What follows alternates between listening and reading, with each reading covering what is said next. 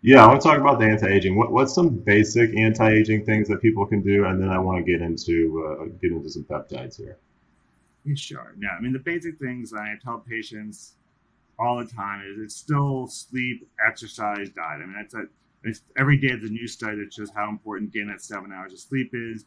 And even sometimes more important is trying to go to bed before 11 and also maintaining a circadian rhythm every day. So if you're going to get up, it's 7 o'clock in the morning, you should be getting up at 7 o'clock every day, trying to go to bed at 11 o'clock every day, get some sunlight in the morning. That's almost more important than any other supplement or tech that's out there. Same thing, Hmm. exercise, 4 or 5 times a week. It doesn't have to be an hour; it could be 10 minutes, just getting the heart rate up, and that's what because it works in terms of controlling glucose and things like that. So that's the basic stuff. And again, obviously, It's funny you say that, and you put it in that order because people always say diet and exercise. I said no, it's sleep, diet, and exercise, and they look at me funny. I'm like, your sleep is off, and it's all out of whack. I mean, you study after study, like you're like insulin sensitivity, and you're going to crave more food, and you're going to your central nervous system is going to be like just over and over and over again, and like wow, like so you got to take care of your sleep first, then focus on what you're eating, and then maybe we'll take care of the exercise part. And they look at me quite strange. So I like that you said it in that order because people don't really talk about that and how important it is.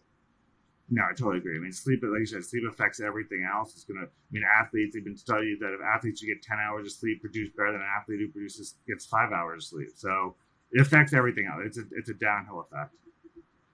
Yeah.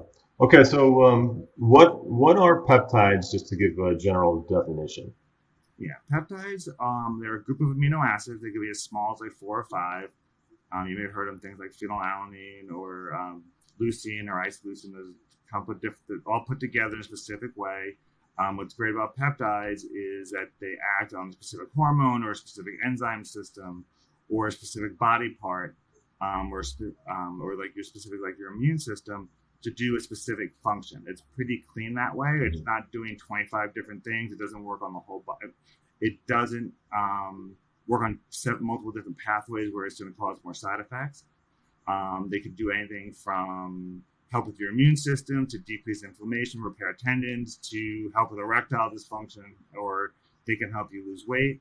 And what's cool now is more and more they can be done everything from a cream to a nose spray to IV. So you can be administered in so many different ways depending on what you're going for.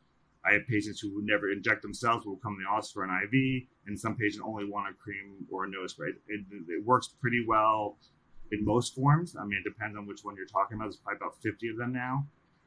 So it depends Yeah. on which one you're talking about, what your goals are.